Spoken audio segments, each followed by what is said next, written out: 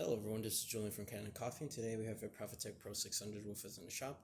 And I came in for a warranty repair regarding the brew boiler not heating up past its temperature. And what we found was that the actual relay to the brew boiler was damaged. We did replace the steam boiler one, that was the one that was actually working. But the brew boiler, the older version, kind of looks like this here actually, had given out, and so it wasn't heating. That was just testing if the heating element was receiving power, which it wasn't. After replacing the relay, it was, and then of course everything started to work. And after that, I did notice, I just did a little bit of spot cleaning when it comes to the steam one, and then I noticed that two of the holes for the steam one head were less steam.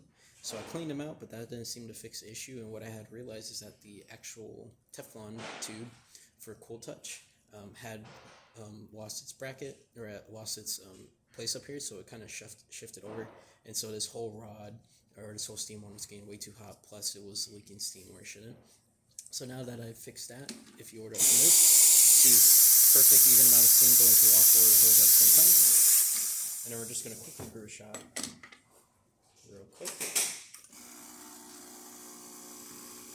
with our test coffee, just to show that we can brew a nice shot with it.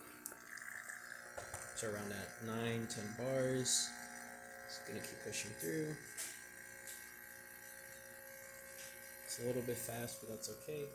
Turn that off nice and hot. Take this out, we're just going to rinse the group here real quick. Yeah, everything's working as intended.